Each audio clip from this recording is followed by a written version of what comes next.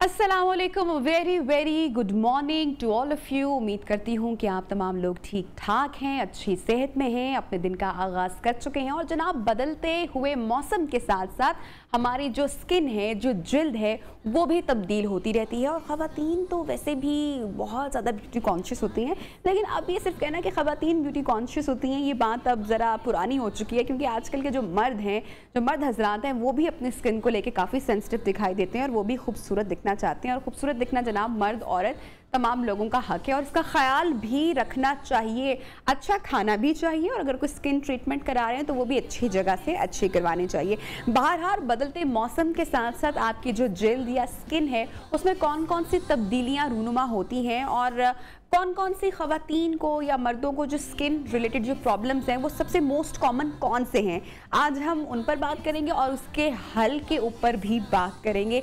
सो जनाब, जो मेहमान हमारे साथ इन कॉन्वर्सेशन है उनका नाम है Mariam Umar Farooq. She is a skin specialist. A very very good morning and welcome to the show। कैसी हैं आप? Thank you so much। सबसे पहले तो कि आपने इतना खिला हुआ खूबसूरत प्यारा कलर पहना हुआ है कि मेरे ख्याल से हमारी जो ऑडियंस है वो उनके लिए ट्रीट हो जाती है ना, सुबह सुबह रंगीन चेहरे देखना और रंगीन ड्रेस देखना। I think that's very kind of you ji, thank you very much। पर मुझे अच्छे लगते हैं, हर तरह के कलर्स अच्छे लगते हैं, बट आई थिंक थोड़ा सा जरा ब्राइट कलर पहनो तो आपके मूड पे भी काफी ज्यादा मरीम साहबा, जितना हम अपने ड्रेसेस को, वार्डरोब को और अपनी लुक्स को लेकर हम वो कंसर्न दिखाई देते हैं, हमें अपनी स्किन के साथ भी मेरे ख्याल से उतना ही ज़रा थोड़ा सा संजीदगी से लेना पड़ेगा। अगर कोई हमें प्रॉब्लम हो जाती है तो मोस्ट कॉमन मसाइल कौन से होते हैं ख़वातीन को यूजुअली जब मौसम भी चेंज होता है? मिस एक्चुअली यू सी, हमारे मुल्क में स्किन जो है एक बहुत ही इम्पोर्टेंट चीज़ है। हाँ। जिसको हम बिल्कुल तवज्जो नहीं देते।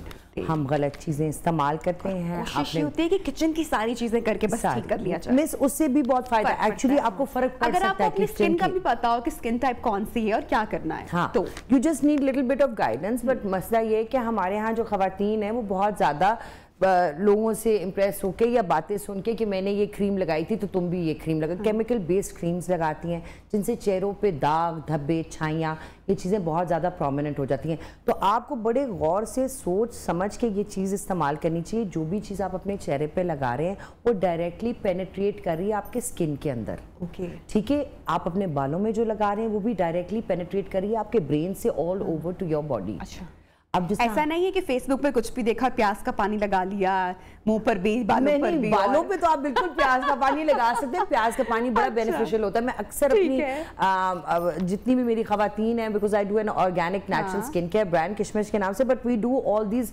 Natural things. अच्छा मरीम, कभी ऐसा हुआ कि कोई आपके पास ऐसा क्लाइंट आया और जिसने फेसबुक से कोई टोटका करके अपनी स्किन खराब कर ली और फिर आपने देखा कि भाई ये क्या कर लिया? वैसे मैं आपको एक बात बताऊं, नेचुरल चीज से आपकी स्किन खराब नहीं। रियली? अच्छा, मैं आपको सच्ची बात बताऊं, अगर आप यहाँ जैसे कि आई हेयर किस तरह एलोवेरा है, अगर किसी की ड्राई हेयर है और वो एलोवेरा भी थोड़ा सा ड्राई करते हैं तो क्या वो और ड्राइनेस नहीं होगी? इस तरह की कुछ बातें वगैरह। शैम्पू आप अपने सर में यूज कर रहे हैं उससे बड़ा केमिकल कोई है ही नहीं। यस, ये बातें आपको कोई और नहीं बताएगा, सिर्फ मरियम बता रही हैं। बहुत सही बता रही हैं। जो साबुन आप अपने चेहरे पे यूज कर रहे हैं उससे बड़ा केमिकल कोई है ही नहीं। You see, there is a concept. हमें ये समझना चाहिए कि जो हम अपने चेहरे पे लगा रहे हैं वो पेनिट्रेट करने के बावजूद वो आपके चेहरे को खराब भी कर रहा होता है, बिकॉज उसका पीएच लेवल वो उतार रहा होता है। अच्छा। आपका स्किन स्क्रैप ऑफ हो रहा होता है जब आप उसमें कुछ खाते हैं। हाँ। जिस तरह बचपन में हमारी माएँ हमारे बड़ी सेहत का ख्याल रखती हैं, हमें खाने बिल्कुल सही दिए जाते हैं, तो आपकी सेहत, आपकी रंगत सब कुछ वैसे ठीक रहती है। अच्छा, बचपन में तो हम भी बड़े वो सेंसिटिव होते थे ना, और वो मुझे याद है बचपन में आमले रीठे लगाना और उनका पानी। अब तो ये शायद पता नहीं, मैं नहीं करती, मुझे लगता है तो तसव्वुर में ही नहीं है कि शायद कोई इतनी मेहनत करता और इस तरह से कुछ नेचुरल जो है ये टोटका की तरफ। मैं तो बहुत ज्यादा नेचुरल चीजों में बिलीव करती हूँ क्योंकि मेरा खुद नेचर से लिंक्ड हूँ, मेरा काम भी ऑर्गेनिक सब कुछ। तो मेरी पूरी कोशिश ये होती है कि जितनी भी हमारी खवातीन हैं, बच्चियां हैं, इनको ये बात समझ में आए कि जो आप अपने स्किन को नरिशमेंट दे रहे हैं या जो भी आप क्रीम लगा रही है एक्चुअली आपके चेहरे पे कर क्या रही है। क्योंकि हम अक्सर मेडिकेटेड क्रीम्स मिक्स करके गोरे होने के लिए चीजें लगा लेते हैं। ये सबसे बड़ा डेंजरस पॉइंट होता है। तो मरीम, सबसे पहले तो ये जानना जरूरी है ना कि हमें ये पता हो कि हमारी स्किन टाइप क्या है। हाँ, अगर किसी की ऑयली स्किन है या कॉम्बिनेशन है या ड्राई है तो उसके अकॉर्डिंगली हम अपना देखिए, स्किन के कुछ हिस्से होते हैं। अच्छा। जो स्किन है हमारी पूरी बॉडी पे, ऑल ओवर स्किन, आदमी औरत जो भी हो एक जैसा होता है। Skin is very delicate. अब बजाय इसके कि हम इस चीज में सोचें कि ये जो एक्चुअली धूप की शुआओं से और जो चीज़ों से एक्चुअली पेनिट्रेशन हो रही है आपकी स्किन पे, वो सबसे ज़्यादा डेंजरस बात है। सबसे इंपॉर्टेंट बात तो ये, सारी चीजें छोड़ के आपको सबसे पहले तो सन ब्लॉक पे आना चाहिए। पहली चीज, नंबर वन चीज। और मैं यहाँ पे आप तमाम देखने वालों को मैं बताऊं कि मैंने जितने भी स्किन की प्रॉब्लम से रिलेटेड जितने भी शोज किए हैं और जितने भी एक्सपर्ट्स आए हैं या जितने भी प्रोफेशनल डॉक्टर्स आए हैं, उन सब ने नंबर वन जो बात बोली है कि जो हम सबसे बड़ी गलती करते हैं और जो ज्यादती करते हैं अपने स्किन के साथ, वो ये है कि हम सन ब्लॉक का इस्तेमाल नहीं करते। Sun block is the most important thing, सबसे जरूरी चीज सन ब्लॉक है, नंबर वन। हाँ, मतलब आप भूल जाएं कोई भी और चीज, आप किचन में काम कर रहे हैं, आप घर में बैठे हुए, धूप की शुआएं पेनिट्रेट कर रही हैं। ओके। धुंध जब आप कहते हो आज तो बाहर धूप नहीं है, आज मौसम जरा, तब भी धूप की शुआएं penetrate, UV rays are being penetrated into your skin. Okay. तो सबसे पहले सन ब्लॉक लगा लें, आधे आपके मसले सन ब्लॉक से खत्म हो जाएंगे। हमने कोई सा भी सन ब्लॉक लगा लें, फार्मेसीज पे हर तरह के सन ब्लॉक्स अवेलेबल होते हैं। आपका अगर स्किन ऑयली है तो आप ऑयल फ्री सन ब्लॉक लगा लें। अक्सर जो लड़कियों की स्किन टीन एज में, आपको पता है हार्मोन्स चेंज भी हो रहे होते हैं, कुछ लड़कियां बहुत सारी इसके ऊपर मेडिकेशन भी कर लेती हैं, गलत चीजें भी अप्लाई कर लेती हैं, आजकल ट्रीटमेंट्स भी बहुत तरह की हो रही। तो जिनकी लड़कियों की स्किन बहुत सेंसिटिव होती है या एक्ने होती है, उनको किस तरह की एहतियात की जरूरत है अगर वो उनको अपना सन ब्लॉक चूज करना है? मतलब अगर तो उनको एक्नी है, मतलब कि ऑलरेडी स्किन के अंदर जो ऑयल सीबम है वो ऑलरेडी प्रोड्यूस ज़्यादा हो रहा है, तो उसके लिए आप ऑयल फ्री चीज़ों पे जाएंगे। ठीक है। जो भी चीज़ें मार्केट में इजीली अवेलेबल होती हैं, आजकल तो बहुत ही आसानी है हर चीज़ की। आम फार्मेसी पे आप जाएं, आप उनको कहें हमें ऑयल फ्री वो चाहिए, सन ब्लॉक चाहिए, वो आराम से आपको निकाल के 3-4 किस्म के ब्रांड्स दिखा देंगे। और ज़रूरी नहीं कि आप एक्सपेंसिव ब्रांड लें, आप लोकल ब्रांड भी ले सकते हैं, क्योंकि हमारी लोकल चीज़ें बहुत ज़बरदस्त होती हैं। मैं आपको ये बात ज़रूर बता दूं, हम जिस किस्म के टेम्परेचर में रहते हैं, जो हमारी फ़ज़ा होती है, उसके हिसाब से आपको अपने स्किन पे चीज़ें लगानी। कई दफ़ा ऊंची दुकान फीका पकवान वाली बात भी सामने आ जाती है। तो बिल्कुल भी अच्छा। दूसरी चीज़ ये है कि हम ज़रा बात कर लेते हैं उन बच्चों की जिनको एक्नी का प्रॉब्लम होता है, उसके लिए जो है मरियम, आपको क्या लगता है कि कैसे गलत हाथ नहीं लगी? सबसे पहले तो हाँ, ये है। मैं आपको बताती हूँ, घर में बड़ा आसान तरीका है घर में एक्नी को मेंटेन करने का। बहुत सी अब तो हमारी जिस तरह नेचुरल मेडिकेशंस आती हैं, आम जैसा ये हकीमी दवाइयाँ होती हैं जो आम चीज़ों पे मतलब कि ब्लड प्योरिफिकेशन की चीज़ें होती हैं। कोशिश करके एलोवेरा का रस अगर पी लें, ठीक है, एलोवेरा का रस पी लें, अच्छा, खा लें या पी लें। ओके। जो चीज़ जेल है उसकी, जो जेल देखिए, वो तो बाजार में आप प्लांट को काट के भी खा सकते हैं naturally. This is how natural you can go. पका भी सकते हैं, लगा भी सकते हैं। जो चीज़ आप खा सकते हैं वो आप लगा भी सकते हैं। ये बात अपने दिमाग में डालिए कि जो चीज़ आप अपने ऊपर लगा, मतलब कि अगर आप किचन की सारी चीजें हम खा सकते हैं तो वो हम फेस पे लगा सकते हैं। बिल्कुल, आपको ये सारे बेनिफिट्स और बल्कि खाने का ज्यादा फायदा होगा। हाँ, और आपको ये सारे बेनिफिट्स अपने किचन से मिलेंगे। यू डोंट हैव टू, मतलब ये बहुत सी अभी खवातीन होती हैं जो अफोर्ड नहीं कर सकती चीजें। अच्छा, कितनी क्वांटिटी में एलोवेरा जेल जो है वो? 1 चम्मच आप एलोवेरा जेल पूरे चेहरे पे लगा सकते हैं, और आप उसको बिल्कुल ब्लेंड कर लें, मैश कर लें, और पूरे चेहरे पे खाने की जो हमने बात की, 1 चम्मच खा लें। और उसके दूसरे दीगर भी बहुत बेतहाशा फवायद है अगर हम स्किन के अलावा भी बात करें। बिल्कुल। और बालों के लिए भी बहुत अच्छा है। नीम का तेल अवेलेबल होता है। अच्छा, तो बहुत नीम का तेल वो कड़वा होता है। हाँ। बिल्कुल होता है, बट नीम का तेल आप डिफरेंट एरिया पे, बॉडीज पे अपने लगा सकते हैं। उससे आपकी जनरली वो जितना भी आपका अंदर फंगल या बैक्टीरिया फॉर्म हो रहा है उसको वो कंट्रोल करता है। एलोवेरा के अंदर आप नीम के पत्ते मिक्स करके एक मास्क बना सकते हैं, anti fungal, anti bacterial, and मतलब कि ये सारी आपकी चीज़ों को कवर करता है घर में बैठे बैठे। अच्छा, अब चूंकि आगे भी जब बहुत ठंड होती है तो स्किन की ड्राइनेस, और हमें अक्सर एक्जिमा भी कुछ खवातीन को जिनकी स्किन सेंसिटिव हो जाती है, मुझे भी समटाइम जो है स्किन ड्राइनेस के बहुत ज़्यादा प्रॉब्लम हो जाते हैं, और उसका कोई हल नहीं है सिवाय मॉइस्चराइजर यूज़ करने के। मॉइस्चराइजर तो सन ब्लॉक हो गया ना जी, हाँ, उसके बाद आता है मॉइस्चराइजर। फुल बॉडी या सिर्फ? Full body, skin is skin, ये सिर्फ ज्यादा तो हमें बहुत सारे मॉइस्चराइजर्स चाहिए होंगे। नहीं, एक बॉडी लोशन ले लें, एक फेस लोशन ले लें, या पूरा एक बॉडी एंड फेस लोशन ले लें, जो भी जिससे बहुत जरूरी है। बहुत moisturising is the only thing जो आपके स्किन को हाइड्रेटेड रखेगा और प्री मैच्योरिंग से आपके स्किन को बचाएगा। क्योंकि आजकल हमारी यंग से यंग बच्चियों को आप मॉइस्चराइज नहीं करते, आप सिर्फ ऑयल फ्री चीजें लगा के अपने चेहरे पे गलत चीजें लगा के उसको ओवर ड्राई। ये ऑयल सिर्फ हम खाने में इस्तेमाल करते हैं, फ्राइज में, समोसे, पकौड़े, वही खा रहे होते हैं, बाकी हम ख्याल तो नहीं रख रहे होते। अब मतलब घर में आप 1 चम्मच कोकोनट ऑयल का भी पी सकते हैं। दीज आर थिंग्स जिनसे आपको ये सारी चीजें आपकी विटामिन्स वगैरह में मौजूद होती हैं। जब आप कोई भी कोई भी आप वो उठाएं मल्टीविटामिन, उसमें लिखा होगा उसमें फलानी चीज़ इतनी है, फलानी चीज़, तो आप नेचुरली रिसोर्सेज खुद कंज्यूम कर सकते हैं। सो यू नॉट ओनली आप अपने स्किन को बेहतर कर रहे हैं, आप अपनी बॉडी को, अपने माइंड को फ्रेश कर रहे हैं। Skin is related, and stress भी एक बहुत बड़ी चीज़ है जो आपकी एक्ने को, जो आपकी पिगमेंटेशन को, उसी हमारे यहाँ ये स्ट्रेस, इन चीज़ों पे तवज्जो नहीं दी जाती, पर छोटी छोटी चीज़ें होती हैं, उसकी वजह से आपका स्किन ख़राब होना शुरू होता है। नींद ना पूरी होने से, डिस्टर्बेंस होने से, खाना सही ना खाने से। ये आप सारी चीज़ें घर पे मेंटेन कर सकते हैं, आपको किसी की ज़रूरत नहीं है अगर आप ये चीज़ें बेहतर करना शुरू कर दें। उसके बाद आता है आपका अगर आप अंदर से अपने आप का ख्याल रखेंगे तो ही बाहर से। अच्छा मरीम, कौन सी ऐसी गलती हैं जो हमारी स्किन खराब करने में मेजर फैक्टर है? मिस, मुझे लगता है कि हम ना बड़े जल्दी इन्फ्लुएंस हो जाते हैं। हमें लगता है कि कोई इंसान सामने गोरा चिट्टा बैठा है या कुछ उसकी वजह से, गोरा रंग बड़ा हमारे लिए बड़ा, हालांकि अल्लाह ताला ने हर इंसान को बड़े ही खूबसूरत तरीके से उसके हिसाब से उसको बनाया। और हमारे यहाँ ये भी बहुत, क्योंकि मुझे अक्सर खवातीन लड़कियाँ ये बहुत ज़्यादा पूछती हैं जी whitening, there is no such thing as whitening. Skin को सिर्फ हम नेचुरली बेहतर कर सकते हैं। Very true. You know natural, आप जितना उसमें नेचुरली एंड ग्रेजुअली, हाँ Aahista Aahista, it's a step. Skin ऐसी कोई क्रीम नहीं है दुनिया में, ऐसा कोई टोटका नहीं है दुनिया में कि आप रात को लगाएं और सुबह आप गोरे हो जाएं या आपकी स्किन ठीक हो जाए। हर चीज एक वक्त होती है, एक वक्त होता है। सही फल खाने से, सही, जैसा आजकल अनार का मौसम है, उसमें एंटीऑक्सीडेंट्स होते हैं, आप अनार खाएं। ऑरेंजेस का मौसम होगा, these are natural sources of vitamin C, antibacterial. पता नहीं क्यों हमारे जो लोग हैं, जो आवाम है, हम कहते हैं हम मल्टीविटामिन्स के फक्के वैसे ले लेते हैं, लेकिन नेचुरली इस तरह संतरा या जो लेमन या इस तरह की चीज़ों की तरफ हम नहीं करते। अच्छा, बहुत मुझे अच्छा लगा मरीम आपसे मुलाकात करके, और बहुत मज़ेदार आपने टिप्स दी हैं। बहुत सारी हम जानते भी हैं लेकिन नहीं कर पाते, तो बार बार याद करवाने की बड़ी ज़रूरत पड़ती है हमारी ऑडियंस को। Thank you so much for joining us in neo Pakistan. और जनाब इसके साथ ही बढ़ेंगे प्रोग्राम में एक छोटे से वक्फे ब्रेक की जानिब और प्रोग्राम को बढ़ाएंगे आगे। साथ रहिएगा।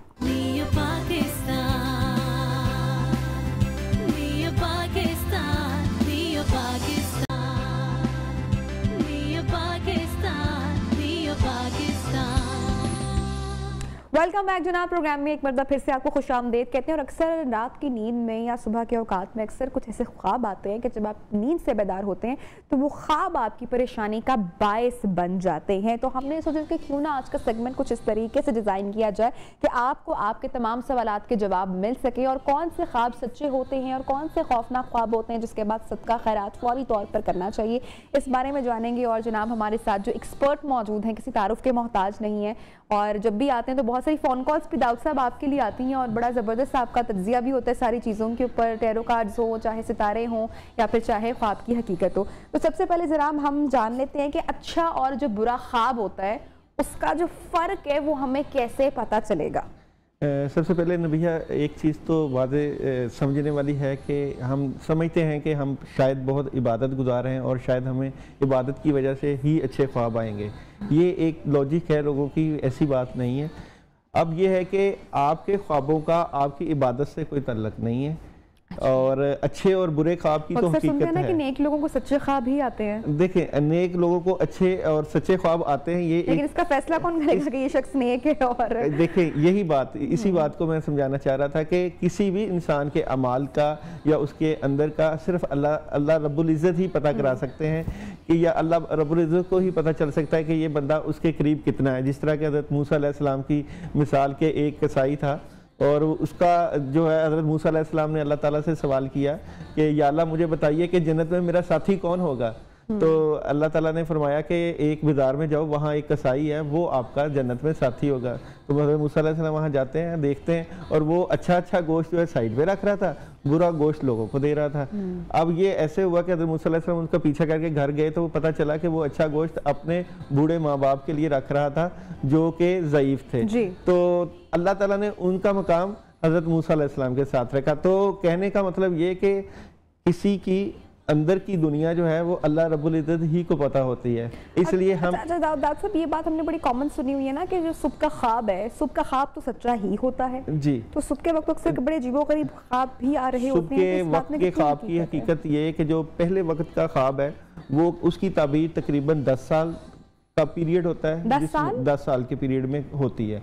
दूसरे जो हिस्से का ख्वाब है, यानी कि जिसे कहते हैं तहज्जुद से पहले, उसकी ख्वाब की तबीर 2 से 3 साल का पीरियड लग जाता है। और जो फजर से थोड़ा अर्सा पहला है, उसकी ख्वाब जो है, उसकी ताबीर जो है तकरीबन 25 से 30 दिन के अंदर अल्लाह जो है वो पूरी कर देते हैं। अच्छा। तो इस तरह ख्वाबों की ताबीर का भी सिलसिला होता है। फिर ये कि जब आप सोते हैं, और क्योंकि ये जो 10 साल की ताबीर का उसका इसलिए भी कहा जाता है कि इंसान खाना खा के सोता है और मुख्तलिफ केमिकल्स की वजह से जो दिमाग के ऊपर असर होता है, उसकी वजह से वो कोई ख्वाब देखता है, उसमें अक्सर सही साबित नहीं होते।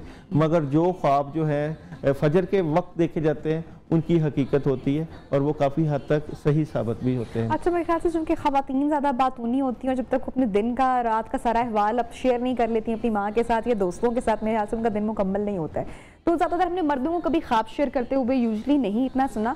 तो ख़वातीन जो है वो बहुत ज़्यादा डिटेल में जाके के फ़ोन करके स्पेशली बता रही होती हैं कि मैंने आपके बारे में अच्छा ख्वाब देखा, आप सदका खैरात कर देना, या मैंने बुरा ख्वाब देखा, आप सदका खैरात कर देना।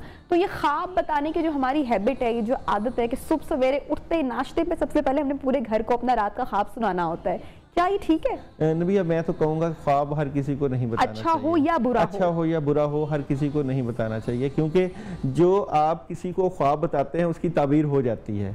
मिसाल के तौर पे अगर एक बंदा ये है, बात 100% ये काफी हद तक 100% तो नहीं हम कह सकते, रिजल्ट जो हमारे पास आता है वो काफ़ी हद तक इस तरफ जाता है कि हम जिसको ताबीर, मिसाल के तौर पे एक तो ये कि जिसको ख्वाब बताया जाए वो साहब आलम होना चाहिए और उसको पता होना चाहिए कि इसकी ताबीर क्या निकलती है। अगर कोई इसकी गलत ताबीर निकाल देगा तो उसकी गलत ताबीर होने के चांसेस काफ़ी हद तक होते हैं। क्योंकि हर एक के पास कोई एक्सपर्ट तो मौजूद नहीं होता, बहुत सारे हमारे जितने भी लोग इस पर प्रोग्राम देख रहे हैं, तो ऐसे में आपको पता है दुनिया का सबसे जो बेस्ट सर्च इंजन है गूगल, तो लोग उस पर जाके अक्सर अपनी ख्वाब की ताबीर पढ़ लेते हैं। अगर ख्वाब किसी को बयान ना किया जाए और ख़ुद से किसी किताब के रेफरेंस के थ्रू उसकी ताबीर पढ़ी जाए तो क्या वो भी दुरुस्त होगा? क्योंकि अगर अक्सर आपको कोई चीज़ अगर परेशान कर रही है और आपके पास कोई आलिम या फाजिल शख्स मौजूद नहीं है, तो ऐसे में क्या किया जा सकता है? देखिए, सबसे पहले तो ये कि अगर ख्वाब बुरा है तो उसको तो ख़त्म किया जाए। मिसाल के तौर पे जैसे ही उठे तो अपने बाईं तरफ जो है वो थूक दे,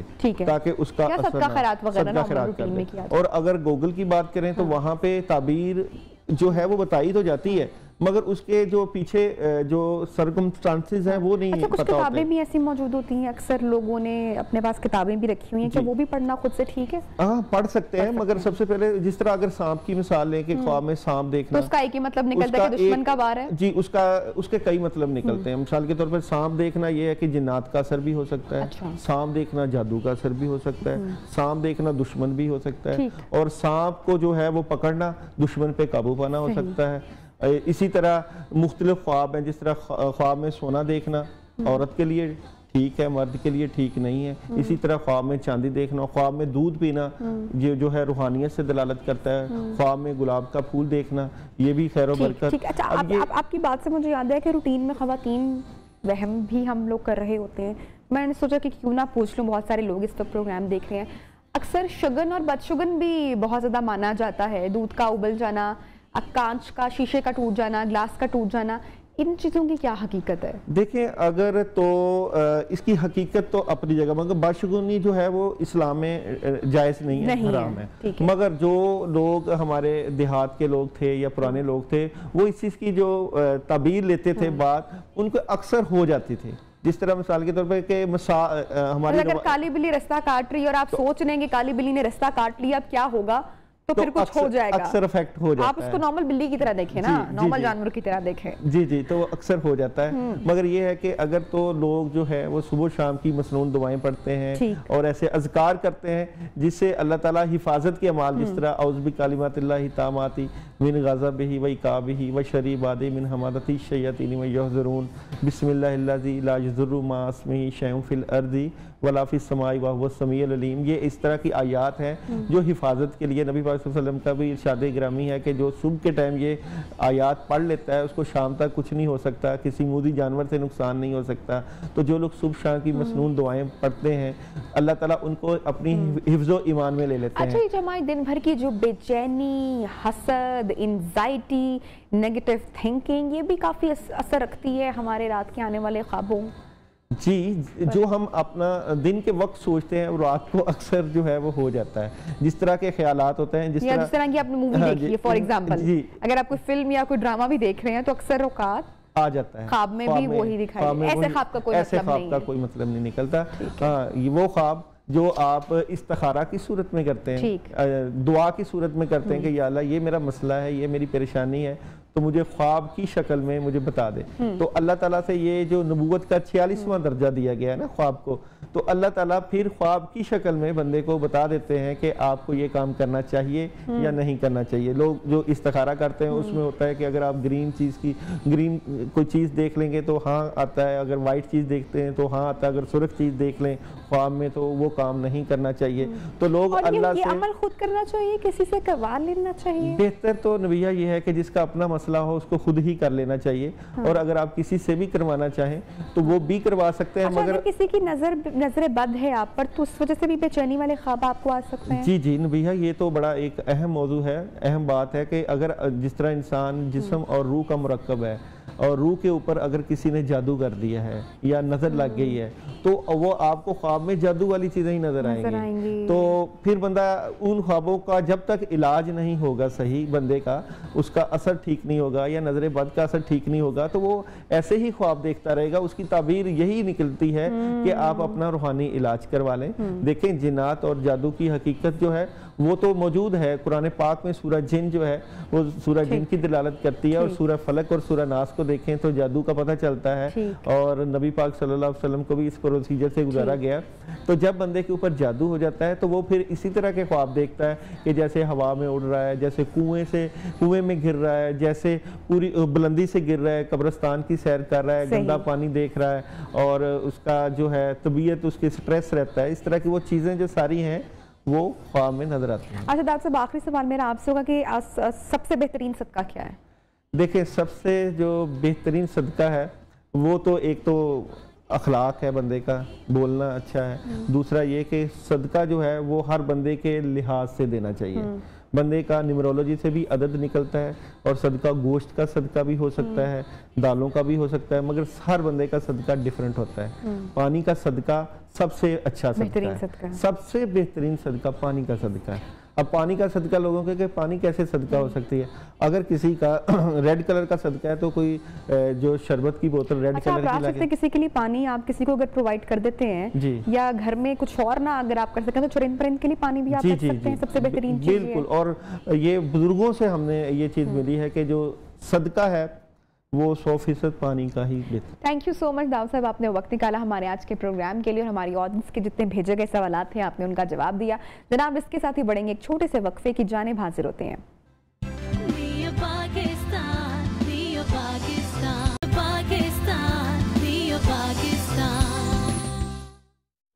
वेलकम बैक। प्रोग्राम में आपको एक मरतबा फिर से खुशामदीद कहते हैं, और हम अपनी सराउंडिंग्स में बहुत प्यारे और ख़ूबसूरत जो नन्हे फूल देखते हैं जिनको हम स्पेशल किड्स भी कहते हैं। मैंने पेरेंट्स का एक रवैया गौर किया है स्पेशल किड्स के हवाले से हमेशा, कि पेरेंट्स बहुत देर तक एक शर्म महसूस करते रहते हैं, अपने बच्चों को इंट्रोड्यूस नहीं कराते, सोसाइटी के साथ उनको मिंगल अप नहीं करवाते, प्रॉपर स्कूलिंग या उनकी जो ट्रेनिंग या जो स्पीच थेरेपीज या जो बिहेवियर मैनेजमेंट है उस हवाले से पेरेंट्स खुद बड़ी कंफ्यूजन का शिकार दिखाई देते हैं। और नो डाउट कि बड़ी एक तकलीफ़ भी होती है बीइंग अ पेरेंट में। हम इस बात को समझ सकते हैं, रियलाइज़ कर सकते हैं कि हम अपने बच्चे की छोटी सी मामूली सी तकलीफ़ भी बर्दाश्त नहीं कर सकते।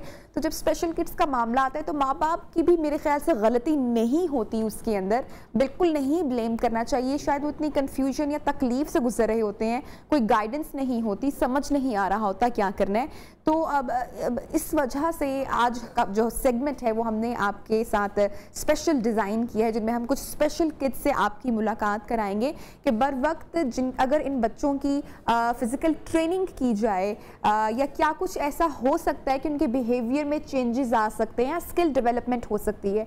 हमारे साथ जिस पर बात करने के लिए जनाब मौजूद हैं मोहम्मद नवीद साहब, जो कि कोच हैं, ट्रेनर हैं, खासकर स्किल डेवलपमेंट के हवाले से स्पेशल बच्चों में, उनसे हम गुफ्तगू करेंगे।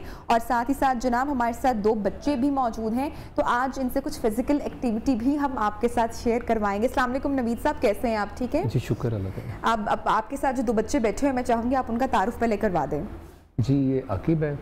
आकिब है जी। अच्छा। ये इस तरह था कि ये खुद अपने यानी कपड़े वगैरह भी खुद इस्तेमाल नहीं कर सकता, पहन नहीं सकता, खाना खुद नहीं खा सकता। उम्र क्या है? आकिब की उम्र तकरीबन 14 साल। आकिब की उम्र 14 साल है। अच्छा, आकिब कुछ बताना चाह रहे हैं मेरे ख्याल से। 12 साल कह रहे हैं। अच्छा, 12 साल है, वो करेक्ट कर रहे हैं, मैं 14 साल का नहीं हूँ, मैं 12 साल का हूँ। अच्छा, और आपके? और इनका तारुफ करवाइएगा। ये अदील है। अदील ये है। आंखों से नज़र नहीं आता, नबीना है। अच्छा, तो कैसे जो है वो ट्रेनिंग या जो है वो स्किल डेवलपमेंट पर आप नवीद साहब काम करते हैं? इसके लिए मैं तो जो नॉर्मल बच्चे थे उनको भी ट्रेनिंग करवाता हूँ। ठीक है, तो साथ इन बच्चों को भी जो है ना, इन बच्चों को करवाना काफ़ी मुश्किल है। दूसरे बच्चों क्योंकि स्पेशल है ना, इस स्पेशल वजह बच्चे से। इनको करवाना काफ़ी मुश्किल है।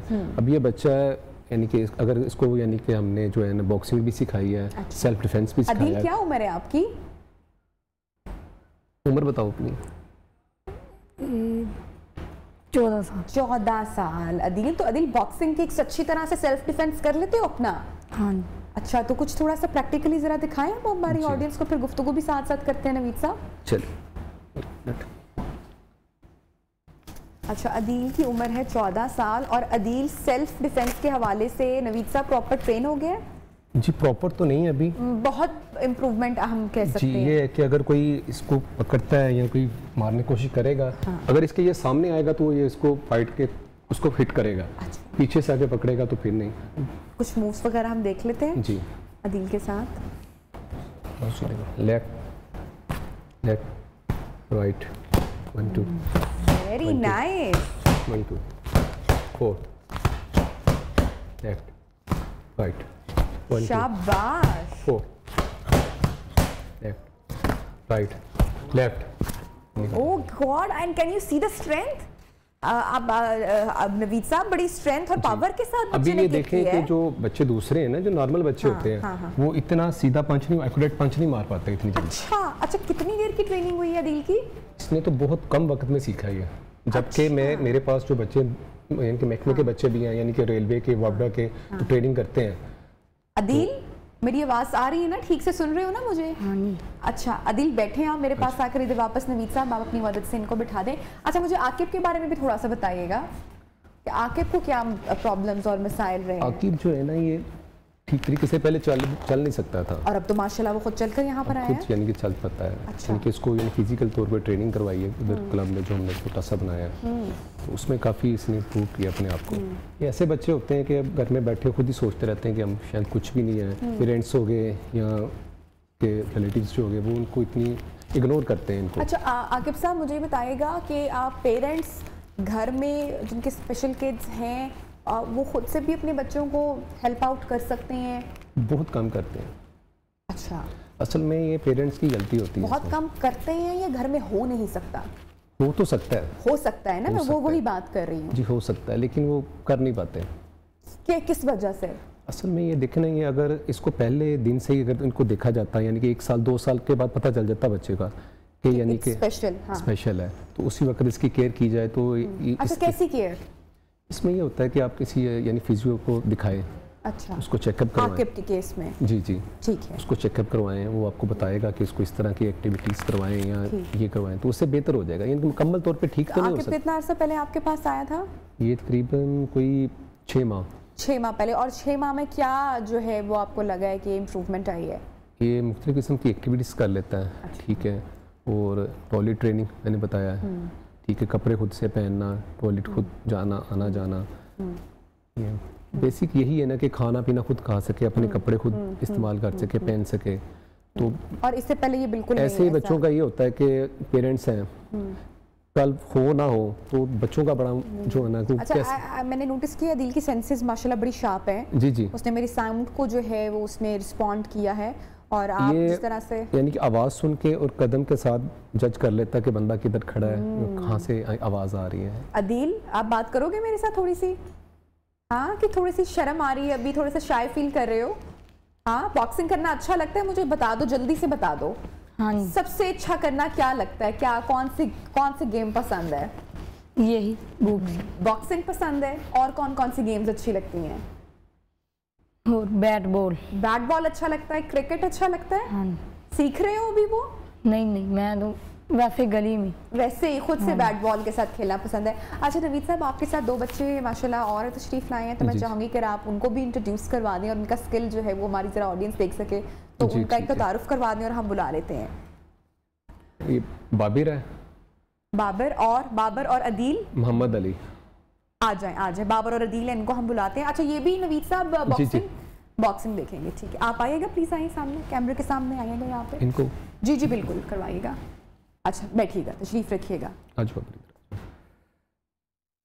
अच्छा नवीद साहब, माशाल्लाह जो बाबर और मोहम्मद अली हैं जी, they look quite normal and माशाल्लाह फिट एंड फाइन जी।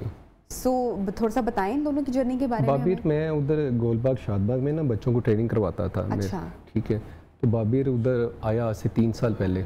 ठीक है, क्या प्रॉब्लम थी बाबर को? इसकी यानी कि टोंग का मसला है, इसका ऑपरेट भी करवाया लेकिन वो चलने में दिक्कत, चलने में ये कहता था कि घर के कमरे, बचपन से जी ओके, तो कहता था कमरे में मैं बंद रहता था, मुझे इसने बताया कि निकलना ही नहीं बाहर। अच्छा, तो अपने आप को एक अजीब सा महसूस करता था। मेरे पास आया, इसको ट्रेनिंग करवाई बॉक्सिंग की। माशाल्लाह ये इस काबिल हो चुका है कि स्पेशल ओलंपिक्स में, इंटरनेशनल में ये मेडल लेके आ सकता है। क्या बात है, एथलीट में भी और बॉक्सिंग में भी। अच्छा, और हमें आगे के बारे में बताएं। एक और मैं बताना लगा हूँ। अच्छा। अभी हमने टूर्नामेंट करवाया पंजाब लेवल का, पूरे पंजाब लेवल का, उसमें इसको स्पेशल बच्चा सिर्फ ये था, इसको नॉर्मल बच्चों के साथ फाइट करवाई जिसमें इसने गोल्ड मेडल लिया।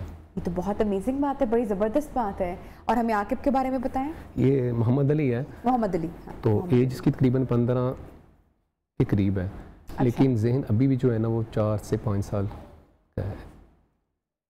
और क्या दिक्कत थी इनिशियली? 2 क्लास पे फिर इसको छोड़ना पड़ा। आगे मेन स्ट्रीम में, मेन स्कूल में या स्पेशल किड स्कूल में ही रहे? जी, वो बस पेरेंट्स ने जो है, इसके वालिद साहब जो है वो फिर मेरे पास भी दिक्कत होती रही? नहीं, थोड़ी सी है, इतनी नहीं है। आइज का भी मसला है इसे थोड़ा सा। अच्छा, तो आपके साथ काफी आपके साथ कब से हैं? ये से तकरीबन एक साल हो गया। 1 साल हो गया। और क्या जो है तब्दीली जो है बिहेवियर पहले तो ये यानी कि रनिंग भी नहीं कर सकता था, यानी नॉर्मल है, चल सकता था। अच्छा। ठीक है, फिर उसके बाद डिप्स वगैरह नहीं लगाता था, ये वीक था काफ़ी। अब माशाल्लाह काफ़ी स्ट्रॉन्ग है। ये भी यानी कि नॉर्मल बच्चों के साथ इसने भी फाइट की है, लेकिन ये सिल्वर रहा है। Thank you so much Naveed साहब कि आपने टाइम निकाला और इतने प्यारे बच्चों से आपने हमारी मुलाकात करवाई। पेरेंट्स जो हैं समटाइम ज़िंदगी में कुछ फैसले बहुत देर से करते हैं। अब जिन बच्चों से हमने आपकी मुलाकात करवाई है, आपने देखा कि कितनी ज़्यादा तब्दीली और जो स्किल डेवलपमेंट के हवाले से नवीद साहब बता रहे थे, इन बच्चों के बिहेवियर में तब्दीली आई है और माशाल्लाह वो अपने काम करने के काबिल हो चुके हैं। तो अगर अल्लाह ना करे कि किसी घर में ये तकलीफ़ है और आपके बच्चे को कोई मसला या परेशानी है, तो आप परेशान मत हों और फ़ौरन से पहले अपने बच्चों की कोई ट्रेनिंग या स्पीच थेरेपी या बिहेवियर मैनेजमेंट या स्किल डेवलपमेंट या ऐसे ट्रेनर्स के साथ रुजू करें जो कि आपके बच्चे के अंदर मेजर तब्दीली ला सकता है, और ख़ुद भी जो है वो बहुत कोशिश करनी चाहिए। जनाब, इसके साथ ही हम बढ़ेंगे प्रोग्राम एक छोटे से वक्फे की जानिब, साथ रहिएगा।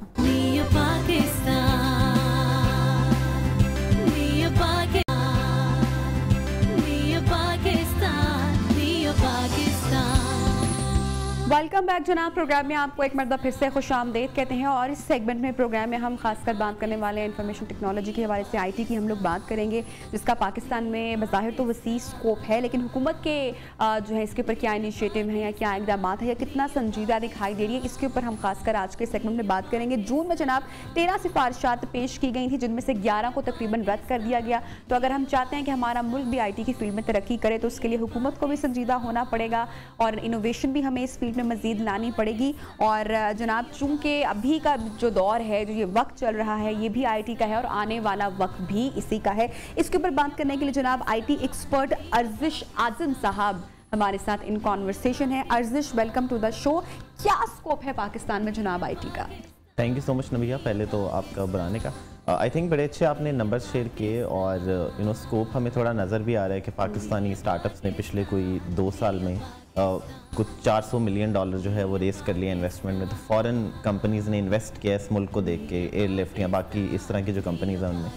हुकूमत की तरफ से हमें लगता है कि और ज़्यादा प्रोएक्टिव स्टेप्स लिए जा सकते हैं। जिस तरह के और बड़ी गवर्नमेंट्स हैं वो सब्सिडाइज करती हैं आईटी एक्सपोर्ट को या उन लोगों को जो ऑनलाइन पैसे कमाते हैं, क्योंकि ये वो लोग हैं जो मुल्क में ज़राए मुबादला लाते हैं, फॉरेन एक्सपोर्ट का बेनिफिट है हमें। तो शायद जो रिबेट्स हैं या बेनिफिट्स हैं वो इनके लिए ज़्यादा होने चाहिए, जो अपेरेंटली अभी तक उतने नज़र नहीं आते, लेकिन होपफुली जो पोटेंशियल नज़र आ रहा है, जो लोगों ने ऑलरेडी सक्सेस स्टोरीज प्रोड्यूस कर ली हैं पाकिस्तान से, उससे हमें पता लगता है कि कुछ ना कुछ काम हो रहा है, बस हमें मिलके इसे इंक्रीज़ करने की ज़रूरत है। अच्छा अर्जिश, गुज़श्ता 2 सालों में जो IT बिज़नेस है इन पाकिस्तान उसमें तकरीबन 44% इजाफा भी हुआ। दैट मीन्स कि लोग का जो रुझान है वो भी इसकी तरफ मज़ीद है। जी बिल्कुल। अब इसमें ये कि देखें, नॉर्मली तो नौकरियां मिलती ही नहीं हैं, लेकिन सॉफ्टवेयर का या IT का ऑनलाइन काम तो पूरी दुनिया के साथ चलता है ना। तो अगर अमेरिका में भी तरक्की हो रही है तो यहाँ बैठे कंपनियां वहाँ पर सोल्यूशन प्रोवाइड करते हैं। तो ये तो एक नई दुनिया है कि जहाँ आप लोकल डिपेंडेंट नहीं है इकॉनमी पे, आप ग्लोबल इकॉनमी में काम करते हैं। बस बैठे आप लाहौर में या गुजरांवाला में या इवन बहावलपुर में भी हैं और आप कहीं भी बैठकर ऑनलाइन पैसे कमा सकते हैं। तो इसकी वजह से बहुत से लोगों को पिछले 2 साल में स्पेसिफिकली जो इंटरनेट पेनिट्रेशन है वो ज़्यादा हो गई, 100 मिलियन लोगों के पास इंटरनेट की रसाई है अब। तो उनको रियलाइजेशन हुई कि बहुत बड़ी इंडस्ट्री है और यहाँ पर स्लोली एंड ग्रेजुअली सबको शिफ्ट करना चाहिए। इवन शायद जो बहुत लोग हैं जिनकी टेक्निकल एजुकेशन भी नहीं है वो भी IT के बिजनेस में अब आ गए हैं और काफ़ी कामयाबी से अब वो उसको चला रहे हैं। अच्छा, ऑनलाइन बिजनेस जिस तरह से आपने उसका जिक्र किया और कोविड की वजह से और उससे पहले भी इसमें बहुत ज़्यादा इजाफा भी हुआ है, तो अगर आप इसके प्रोफेशनल डिग्री भी रखते हैं और इसको समझते भी हैं तो अपना ऑनलाइन बिजनेस करने में या उसको तरक्की करने में, आगे बढ़ाने में ये बहुत ज़्यादा जो है वो अहमियत इसकी है। जी बिल्कुल। आई थिंक कोविड से पहले भी बहुत कुछ हो रहा था, लेकिन कोविड की वजह से तो पूरी दुनिया में लोगों को समझने में आसानी हुई इसको। बिल्कुल। जिस तरह आप शायद देखें, अब हर कोई जो है वो ग्रॉसरी डिलीवरी के थ्रू मंगाता है पाकिस्तान में। एवरीथिंग इज नाउ ऑनलाइन, जो कि कोविड से पहले हम इमेजिन नहीं करते थे। तो कोविड की वजह से बहुत सी चीज़ें डिजिटलाइज हो गई हैं, बहुत सी नई अपॉर्चुनिटीज आई हैं और ओवरऑल जो है वो इंक्रीज ही हुआ है अपॉर्चुनिटीज़ में। जिस तरह जो भी कंपनियाँ हैं जो करीम की तरह है, बाकी राइड हेलिंग वाली, कितने लोग जो हैं वो रोज़गार कमा रहे हैं उनकी वजह से, जो कि अपॉर्चुनिटीज़ 2, 3, 4 साल पहले नहीं थी। और ये सारा जो सिस्टम है टेक्नोलॉजी का ये इंक्रीज़ ही होगा, क्योंकि मूविंग फॉरवर्ड आप अपने मोबाइल पे ज़्यादा ही वक्त गुजारते हैं, कम नहीं गुजारते। अच्छा अर्जिश, उसमें एक अच्छी चीज़ हम अपनी ऑडियंस के साथ शेयर करेंगे और इसके स्कोप पर भी हम बात करेंगे। जो अमेज़ॉन का पाकिस्तान में आना कितना बूस्ट करेगा बिजनेस को यहाँ पर? जी आई थिंक क्योंकि पाकिस्तान एक बहुत बड़ी मार्केट है, दुनिया की पाँचवीं बड़ी पॉपुलेशन है, तो 100 मिलियन लोग अब इंटरनेट पे हैं, 200 मिलियन वैसे हैं। तो बहुत सी फॉरेन कंपनीज़ को रियलाइजेशन है कि यहाँ पर आना चाहिए, इसे एक्सप्लोर करना चाहिए। अमेज़ॉन का जो ये स्टेप है इसकी वजह से बहुत से पाकिस्तानी जो सेलर्स हैं वो इनेबल हो गए हैं कि वो अपनी प्रोडक्ट्स उठाएँ सियालकोट से, जहाँ भी वो जो भी प्रोड्यूस करते हैं, और वो अमेज़ॉन में अमेरिका में, UK में, कनाडा में, जहाँ पर अमेज़ॉन मौजूद है वहाँ पर वो बेच सकें। पहले इसके लिए बड़ा एक मुश्किल सा रास्ता था, अब वो उन्होंने आसान कर दिया है। पाकिस्तान से अब भेज सकते हैं, रजिस्टर कर सकते हैं, जिसकी वजह से हमें नज़र आ रहा है कि बहुत से अच्छी सक्सेस स्टोरीज आई हैं और बहुत पाकिस्तानी प्रोडक्ट्स जो हैं वो अब आपको ग्लोबल अमेज़ॉन पे नज़र भी आते हैं। अच्छा, गवर्नमेंट की बात कर लेते हैं, गवर्नमेंट के इकदाम की बात कर लेते हैं कि हुकूमत जो है वो किस तरीके से इस इंडस्ट्री को फ़रोग देने के लिए इकदाम कर रही है। जी, अब क्योंकि मैं एडवाइज़र भी हूँ federal science and technology minister Shibli Faraz का, तो कुछ चीज़ों पे तो हम काम कर रहे हैं, लेकिन overall I think her department को, हर मिनिस्ट्री को इसको बड़ा सीरियस लेने की ज़रूरत है। कुछ हम पाकिस्तान स्टार्टअप पॉलिसी एक बना रहे हैं, अभी फ्रीलांसिंग पॉलिसी एक और मिनिस्ट्री बना रही है, लेकिन कलेक्टिवली हमें लगता है कि जितने मेजर स्टेप्स हमारे हमसाए मुल्क ने या और ममालिक ने लिए हैं IT को प्रमोट करने के लिए, अभी तक उसमें उतनी स्ट्रॉन्ग कमिटमेंट नहीं है। और अगर वो हो जाए तो हमारी ये जो इंडस्ट्री है ये 10 फोल्ड्स ग्रो कर सकती है। तो अभी जो $2 बिलियन का एक्सपोर्ट है उसे हम 20, 30, $50 बिलियन कर सकते हैं। अब 5 बिलियन तो बड़ा एक छोटा टारगेट है। अच्छा, फ्रीलांसिंग के हवाले से भी मैं बताएगा जो लोग घर बैठे कमा सकते हैं।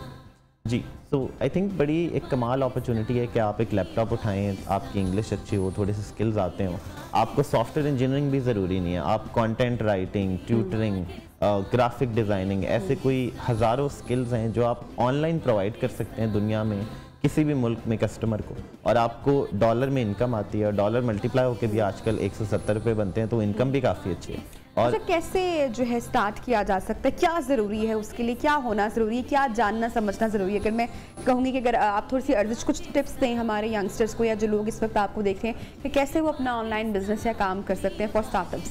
बिल्कुल। बहुत से लोगों ने ना ऑनलाइन वीडियोस बना के डाल दी यूट्यूब पे उर्दू में। बहुत से पाकिस्तानी जो फ्रीलांसिंग में कामयाब थे उन्होंने अपना कंटेंट, अपनी जर्नी शेयर की। तो अगर सिर्फ यूट्यूब पे जाके वो शेयर करें कि कैसे शुरू करते हैं तो उन्हें पूरी जर्नी मिल जाएगी। लेकिन कुछ की स्टेप्स ये हैं कि जिस तरह अपवर्क, फाइवर, freelancer.com, ये ग्लोबल वेबसाइट्स हैं, यहाँ वो जाएं, अपना प्रोफाइल बनाएं, थोड़ा सा सीखें कि बाकी लोग किस तरह की सर्विसेज दे रहे हैं और वो अपने स्किल सेट के मुताबिक क्या सर्विस दे सकते हैं, और फिर वहाँ से उनको स्टार्ट एक मिल जाता है। और आहिस्ता आहिस्ता यही लोग हैं जो इंडिविजुअली स्टार्ट लेते हैं लेकिन फिर 200, 300, 500 लोगों की कंपनी भी बना लेते हैं। अच्छा अर्जिश, प्रोग्राम से पहले, इस सेगमेंट से पहले आप खासकर बात कर रहे थे जो पाकिस्तान टेक समिट भी होने अभी जा रहा है, उसके हवाले से भी थोड़ा सा बताएगा और उसका क्या फ़ायदा है? जी, पाकिस्तान टेक समिट हो रहा है आज से 3 हफ्ते बाद टर्की में, जिसमें कुछ 200 के करीब पाकिस्तानी जा रहे हैं, 3 मिनिस्टर भी जा रहे हैं हमारे। और उसका मकसद ये है कि पाकिस्तान की जो आईटी इंडस्ट्री है, अब बेशक कुछ और मुल्क हैं जिनकी हमारे से बड़ी होगी, लेकिन रीजन में हमारा एक बड़ा सिग्निफिकेंट कंट्रीब्यूशन है। बहुत हमारे सॉफ्टवेयर इंजीनियर्स ग्लोबली अच्छे समझे जाते हैं। तो टर्की से भी बहुत डिमांड आई है। कुछ टर्किश कंपनीज़ ने कुछ 400 के करीब लोग भी हायर कर लिए हैं कराची में।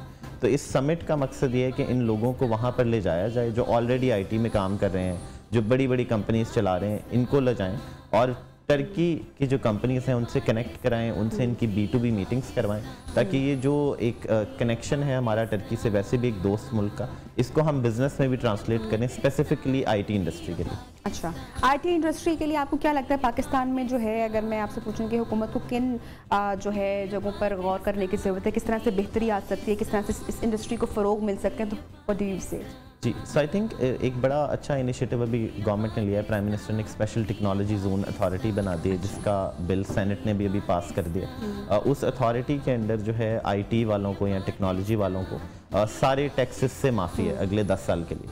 अब वो अथॉरिटी जब अपनी जोन बना लेगी, वो जो सेंटर बनाएगी जहाँ कंपनीज जाके बैठें, काम करें, तो मुझे लगता है उसके बाद ज़्यादातर मसले हमारे हल हो जाएंगे। लेकिन शायद इससे आगे बढ़कर एक स्टेप हमें ट्रेनिंग की और डेवलपमेंट की, ह्यूमन रिसोर्स डेवलपमेंट की बहुत ज़रूरत है कि दुनिया में डिमांड बहुत ज़्यादा है सॉफ्टवेयर इंजीनियर्स की। अभी हमारे पास लोकली भी इतने नहीं है कि हमारी अपनी कंपनीज हायर कर सकें, लेकिन अगर हम ज़्यादा लोगों को ट्रेन करें तो ना सिर्फ हम इन सारी कंपनीज की डिमांड फुलफ़िल कर सकते हैं, बल्कि ग्लोबली भी हम बहुत से इंजीनियर्स की नौकरियाँ करा सकते हैं घर बैठे, जो कि डॉलर कमाएंगे। तो शायद एक बड़ी स्ट्रॉन्ग कमिटमेंट हमें चाहिए कि हम कहें कि अच्छा यार, हमने 1 लाख सॉफ्टवेयर इंजीनियर जो है ना वो प्रोड्यूस करना है, ताकि वो ग्लोबल काम करे और पाकिस्तान में इनकम ले। अर्जिश, आपने जिक्र किया ऑनलाइन इनकम का, अर्निंग की बात की, फ्रीलांसिंग की बात की।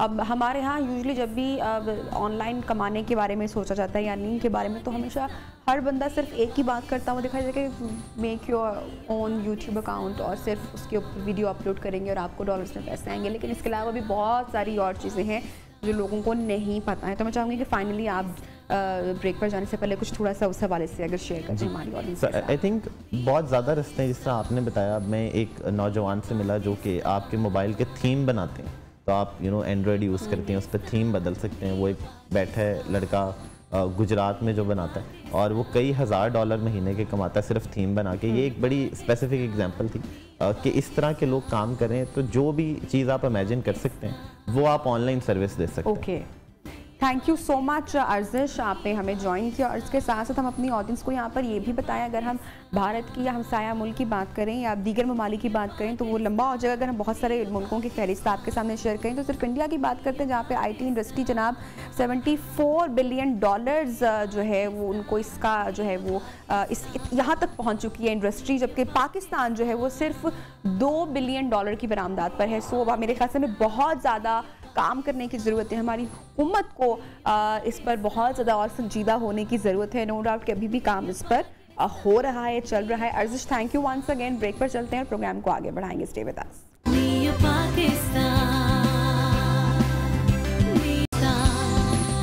Welcome back. प्रोग्राम में आपको एक मरतबा फिर से कहते हैं खुश आमदीद। और जब एक नन्ही जान, एक नन्ही ज़िंदगी आपकी ज़िंदगी में आती है और आपकी गोद में आती है, तो आप जो है उस बच्चे की सारी बलाएं भी ले रहे होते हैं, ममता भी बहुत ज़्यादा होती है। और ऐसे में जब बच्चे को कोई तकलीफ़ हल्की सी भी पहुंच जाए तो माँ जो है सबसे पहले, माँ बाप वो बेचैन और बेकरार हो जाते हैं। अक्सर बच्चे बर्थ के टाइम पे ही आपको पता है, बहुत सारी माओं को पता है कि वो कॉलिक पैदा होते हैं, और ये कॉलिक होना बच्चों का इतना सम केसेस में स्वेयर हो जाता है कि ये बच्चों के लिए नहायत तकलीफ दे और पेनफुल हो जाता है। अब माएँ कहाँ पर थोड़ी सी गलतियाँ कोताहियाँ कर देती हैं, क्योंकि जब फर्स्ट टाइम मदर्स होती हैं उनको इतना एक्सपीरियंस नहीं होता, तो हमेशा से हम बड़े बुजुर्गों से कुछ ना कुछ पूछ के सीख के एक्सपेरिमेंट भी कर रहे होते हैं समटाइम नए बच्चों पर। तो बहुत सारे डॉक्टर्स से अक्सर बात होती है कि बच्चे कॉलिक क्यों होते हैं, उनमें कब्ज़ का मसला क्यों होता है। तो आज इन सारे सवालों के जो जवाब हैं वो हमारे जो एक्सपर्ट गेस्ट मौजूद हैं उनसे जानेंगे। डॉक्टर सलीम नियाजी साहब हमारे साथ मौजूद हैं। अस्सलाम वालेकुम डॉक्टर साहब, वेलकम टू द शो। कैसे हैं आप? वालेकुम सलाम, थैंक यू, आपका बहुत शुक्रिया। आपने एक बहुत कॉमन मसला है जो बच्चों में, उसके लिए उस पर मुझे अपना इजहार ख्याल के लिए बुलाया। और आपकी बात बिल्कुल ठीक है कि बच्चे जब पैदा होते हैं तो माँ बाप तो माशाल्लाह खुश होते ही हैं, लेकिन उसमें जो कॉमनली जो बच्चों के मसाइल आ रहे होते हैं वो उन कॉमन मसाइल में सबसे बड़ा मसला जो हमारे पास ओपीडी में पेशेंट प्रेजेंट करते हैं, और वैसे भी जो हमारे दोस्त अहबाब या रिलेटिव्स होते हैं फ़ोन करके पूछते हैं कि बच्चे को जो है ना कॉन्स्टिपेशन है। अब वो कॉन्स्टिपेशन जो है एक इतना कॉमन मसला है कि एक तो आपने खुद ही बात की कि अगर जो मदर्स होती हैं जो जिनका फर्स्ट बेबी होता है, यूजुअली उनके लिए मसाइल होते हैं। उसमें जो मेरे लिहाज से जो सबसे बड़ी ज़रूरी बात है, उसमें ज़रूरी बात यह है कि हमें इसको हम अगर डिवाइड करें तो इसमें एक ऑर्गेनिक काजेज होते हैं जो डिजीज़ से रिलेटेड होते हैं, कि अगर किसी बच्चे को कोई डिजीज़ है इनबॉर्न या बाद में एक्वायर्ड हुई उससे रिलेटेड, या इनऑर्गेनिक काजेज कोई बाद में, तो अगर हम ऑर्गेनिक काजेज लें तो उस रिलेटेड जो होती हैं इनबॉर्न डिजीज़ होती हैं, उसमें कॉमनली हमारे पास बीमारियों के साथ प्रेजेंट करते हैं। कॉमन बीमारी है हमारे पास जिसमें हर्षस्प्रंग डिजीज़, जिसमें बच्चों की पैदाइशी जो आंत की हरकत है, वो जो हाथ की हरकत के खुली होते हैं वो पैदाइशी तौर पर माँ के पेट के अंदर कोई ऐसा इवेंट होता है, इस्कीमिक इवेंट, जिसकी वजह से पैदाइशी आंत की हरकत के खुलिए दौराने माँ के पेट के अंदर जब हमल के दौरान जब आंत बन रही होती है और वो हरकत के खुलिए नहीं बन पाते, तो वो अल्लाह ताला ने एक निज़ाम रखा है कि जब उसका कोई रीज़न होता है कहीं पे ड्यूरिंग प्रेगनेंसी, उसके बारे में डिफरेंट थ्योरीज हैं जो साइंटिस्ट ने दी हैं कि इस्कीमिक इवेंट कोई हो या इस तरह के डिफरेंट इवेंट्स हैं, वो एक डिफरेंट डिबेट हो जाती है। तो वो कॉमनली हमारे पास बच्चे, अगर बच्चा मदर फीड पे भी है तो यूजुअली अगर उसको कोई इस तरह की ऑर्गेनिक डिजीज नहीं है तो उसको लेस लाइकली है कि उसे कॉन्स्टिपेशन हो। और डॉक्टर साहब इसका इससे तो कोई ताल्लुक है या नहीं है कि अगर पेरेंट्स में से किसी एक को ये मसला है तो बच्चे को भी लाजमी तौर पर बाय बर्थ से प्रॉब्लम होगा? ये भी चांसेस है? हर्षस्प्रंग डिजीज जो मैं बात कर रहा हूँ वो ऑटोसोमल डोमिनेंट है। अगर ऑटोसोमल डोमिनेंट ट्रेट है, उसका मतलब ये होता है कि अगर उसके किसी एक पेरेंट में भी होगी तो वो बच्चे में ट्रांसफर हो सकती है। अच्छा ठीक है। अच्छा डॉक्टर साहब, अभी आजकल माएँ भी बड़ी मसरूफ़ होती हैं और बहुत सारा ज़िंदगी के रोज़मर्रा के कामकाज भी बड़े ज़्यादा होते हैं, और ब्रेस्ट फीड लगता है कि बड़ा एक मुश्किल काम है। तो ऐसे में माएँ फौरी तौर पर बच्चे को जो डब्बे का दूध होता है उस पर स्विच कर देती हैं। अक्सर डॉक्टर्स से हमने ये सुना है कि डब्बे का दूध अगर बच्चे को ये सूट नहीं कर रहा या उसकी वजह से बच्चा कॉलिक हो रहा है तो दूसरे पे स्विच कर जाओ। तो ये कहाँ पे चीज़ बच्चे की कॉन्स्टिपेशन में जो बेसिकली एक मदर फीड है उसका तो कोई नेमल बदल नहीं है, कोई नेमल बदल। और ये एक वर्किंग वुमेन या आजकल की आप कह लें जितनी भी मदर्स हैं, नहीं वर्किंग वुमेन, हाउसवाइफ को भी हम यहाँ पे हाउसवाइफ आजकल जो बेसिकली मैं अगर इस चीज़ को इस पॉइंट ऑफ व्यू में लूँ कि जो हमारी यंग फीमेल्स हैं उनकी शायद उस तरीके से डाइट नहीं है, ठीक, जिसकी वजह से वो अक्सर हमारे पास कंप्लेन करती हैं कि डॉक्टर साहब बच्चे को दूध पूरा नहीं पड़ रहा तो हमें डब्बे का दूध देना पड़ रहा है। ये एक कॉमन प्रॉब्लम जो मेन कंसर्न होता है कि डॉक्टर साहब कोई डब्बे का दूध ज्यादा लग रही है, बच्चे को भूख ज्यादा लग रही है, मदर फीड पूरा नहीं पड़ रहा, उसकी वजह से वो जब भी कोई डब्बे का दूध स्टार्ट करते हैं तो उससे कॉमनली बच्चे को ये कॉन्स्टिपेशन की प्रॉब्लम होती है, उसे सूट नहीं करता। लाजमी बात है, एक कुदरत की चीज़ है, उसका नेमल बदल नहीं हो सकता। डॉक्टर साहब यहाँ पे बड़ा इंपॉर्टेंट है ये बात करना कि बहुत सारे पेरेंट्स चूँकि माएँ खासकर जो डब्बे का दूध और जो मदर फीड है उसको मिक्स करके भी, मिक्स एंड मैच करके भी रखती हैं, तो क्या वो भी बच्चे के कॉलिक होने में एक जो है वो, मेरा ख्याल है अगर कोई फर्क नहीं पड़ता? अगर बच्चे को ब्रेस्ट फीड अलग दिया जाए, और अगर डब्बे का दूध दे रहे हैं तो उसका अगर किसी बच्चे ने कोई डिफरेंट ब्रांड्स हैं अगर उसको वो सूट कर रहा है तो वो अगर उसको तो वो अलग अलग दें बजाय इसके कि आप दोनों को मिक्स कर दें। ठीक है। अच्छा, फिर मार्केट में बहुत सारे डॉक्टर साहब कॉलिक ड्रॉप्स मौजूद हैं, पुरानी हमारी जो माएँ हैं वो बड़े पुराने एक्सपेरिमेंट्स करती हैं, जैसे कि बच्चे को मसाज करना, ऑयल मसाज करना, ये बड़ी पुरानी चीज़ें चलती आ रही हैं। कहा जाता है कि इससे भी बड़ा रिलीफ मिलता है, तो बाकी ये बात सच है? जो आपकी बात है, जो कॉलिक ड्रॉप्स हैं उससे तो रिलीफ मिलता है, बाकी जो होम रेमेडीज हैं जो जिनमें पुराने दौर से आप ऑयल कर दें, मसाज कर दें, वो उसका भी एक हद तक जरूर इम्पैक्ट पड़ता है। लेकिन अगर स्वेयर है, जो स्वेयर उसमें उसका लेस रोल है, ठीक है। दूसरा ये होता है कि जब बड़े बच्चे होते हैं जो 6 मंथ्स पे जाते हैं उनमें वीनिंग बड़ा इंपॉर्टेंट होता है। अगर वीनिंग बच्चा प्रॉपरली और टाइमली और कौन सी ग़िज़ा पे उसकी वीनिंग स्टार्ट हो रही है, अच्छा डॉक्टर साहब, यूजुअली किस वक्त में बच्चे की वीनिंग, यानी कि जो हम उसको दूध से स्विच करके जो फर्स्ट टाइम सेमी सॉलिड पर लेकर आते हैं उसको वीनिंग कहा जाता है? जी, आप जब बच्चा जब 5-6 मंथ्स का होता है आप उसके साथ उसकी हल्की ठोस ग़िज़ा जो है ना ऐड सेमी सॉलिड्स ऐड शुरू करते हैं ताकि अच्छा, बहुत सारे बच्चे अक्सर देखा है जो डॉक्टर साहब जो 2 साल के बच्चे होते हैं या 1 साल से ऊपर का बच्चा होता है नॉर्मली दूध ही पी रहे होते हैं, और जैसे कि आपने बोला वीनिंग या ठोस ग़िज़ा पर माएँ स्विच नहीं कर पा रही होती, बड़े लाड भी आ रहे होते हैं और ज़रा सख्त रवैया भी नहीं ज़रा अपनाया जाता है कि बच्चा भी ज़रा थोड़ा सा डेलिकेट ही होता है, तो ये एक नुकसानदेह चीज़ होती है लेटर ऑन?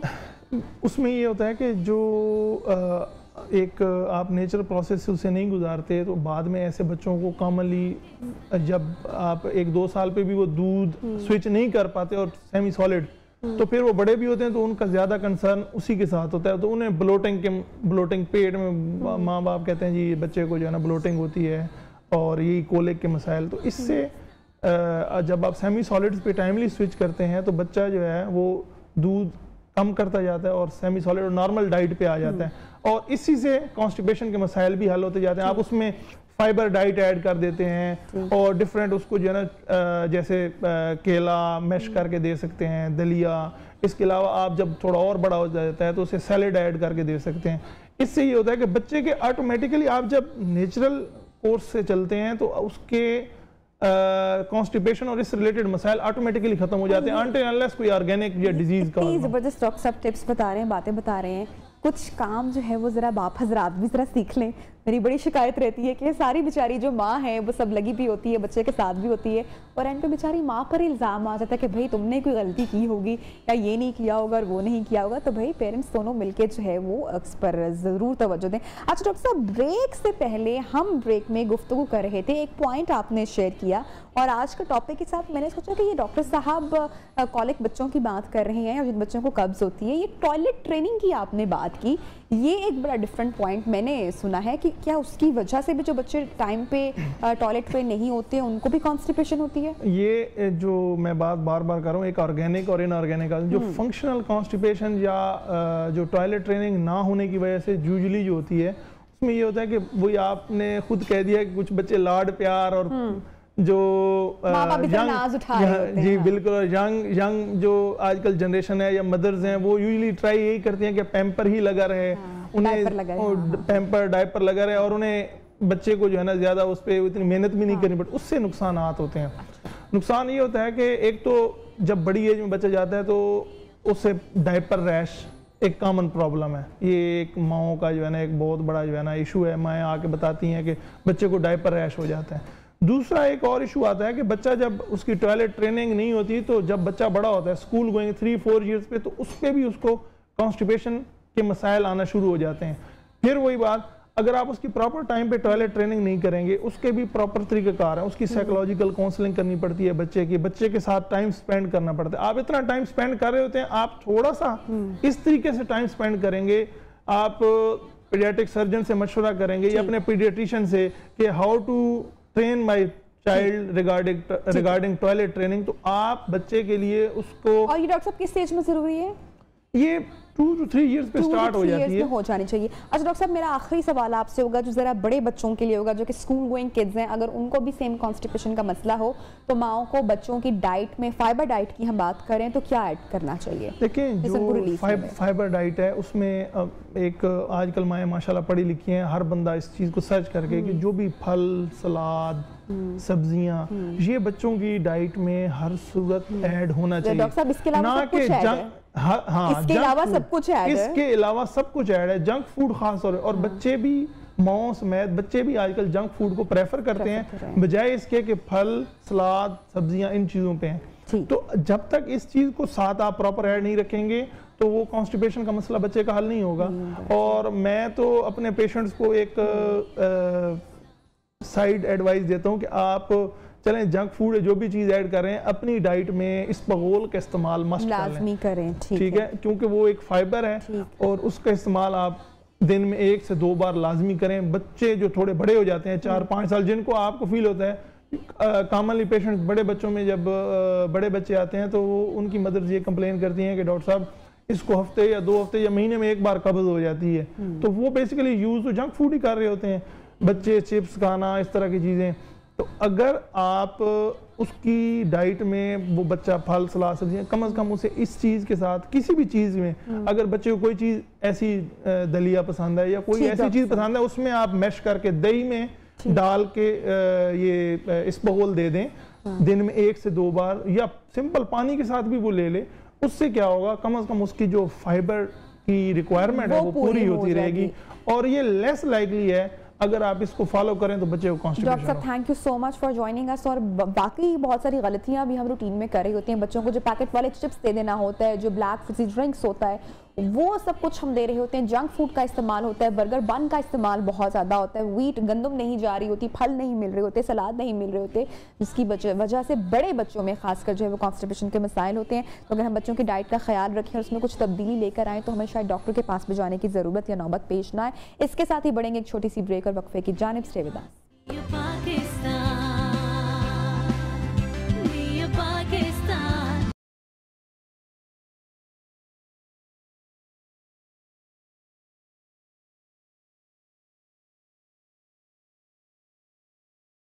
और चलते हैं जनाब सीधा रूह अफ़ज़ा के किचन में, जहाँ पर अनम शेख जो है वो आज कुछ ग्लास रखे हुए हैं, लग रहा है कि मीठा बनाने जा रही हैं। अनम क्या बनने वाला है? जी नबीहा, आज हम बनाने जा रहे हैं रूह अफ़ज़ा मिल्क शेक बनाएंगे। बेसिकली बड़ा ही मज़ेदार और प्लस इसका जो टेस्ट है वो बड़ा थिक सा एक रिच सा बनेगा। तो सिंपल आप देख रही हैं मैंने ग्लास रेडी करके रखे हुए हैं। ग्लास तो आपने खूब डेकोर करके रखे हुए हैं। मैंने कहा कि बस आज मैंने सारी डेकोरेशन कर लेनी। इसमें सिर्फ मैंने तुखमलंगा ऐड करके रखा हुआ और साथ में स्ट्रॉस रखे। तो अब आ जाते हैं रेसिपी की तरफ। अच्छा, चाहिए क्या क्या होगा हमें इसके लिए? इसके लिए सिंपल हमें चाहिए होगा मिल्क चाहिए होगा, हमें आइस चाहिए होगी, क्रीम चाहिए होगी, आइसक्रीम चाहिए होगी। इसके अंदर इसमें रूह अफ़ज़ा जाएगा। बेसिकली हम चीनी का बिल्कुल भी कोई एलिमेंट यूज़ नहीं कर रहे, तो हम इसके अंदर जो सारी मिठास है वो हमारा मीठा मीठा शरबत जो बिल्कुल वो रूह अफ़ज़ा जो है इसको पूरा करेगा।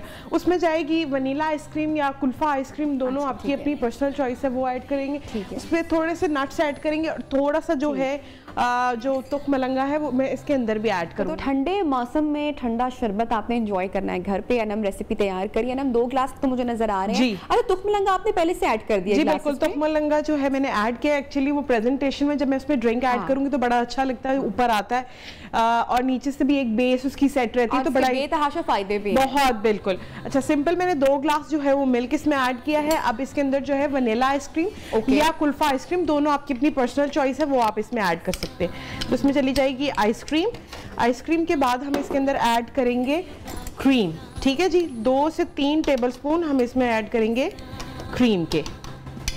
उसके बाद मैं इसके अंदर ऐड करूंगी जो हमारा मेन इंग्रेडिएंट है, जो कि है रूह अफ़ज़ा। बिल्कुल, तो रूह अफ़ज़ा इसमें जाएगा तकरीबन 2 से 3 टेबलस्पून। चीनी हम इसमें ऐड नहीं बिल्कुल भी चीनी हम बिल्कुल भी नहीं ऐड करेंगे। रूह अफ़ज़ा अच्छी क्वांटिटी में इसमें ऐड करेंगे ताकि जो मीठा है, लोगों को मीठा पसंद होते हैं, तो वो मीठा आपका बैलेंस हो जाए। अच्छा, उसके बाद जो रिमेनिंग जो तुखमलंगा है वो भी ऐड कर लेते हैं। वो भी ऐड करेंगे इसके अंदर। ओके, उसके बाद मैं इसमें थोड़ी सी आइस ऐड करूंगी और इसको करेंगे हम ब्लेंड। अच्छा, इसके लिए या तो दूध बड़ा ठंडा होना चाहिए या फिर आप उसके अंदर आइस डालें, ऐड कर लें, क्योंकि ये बड़ा जरूरी है। उससे बड़ा हीटर ऑन करके आपने ये ड्रिंक लेना है जी।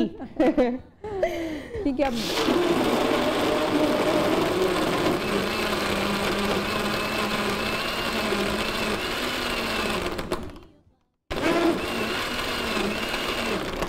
लेन अभिहा जो हमारी ड्रिंक है वो रेडी हो गई है और अब बस इसकी थोड़ी सी जो हम करेंगे गार्निश।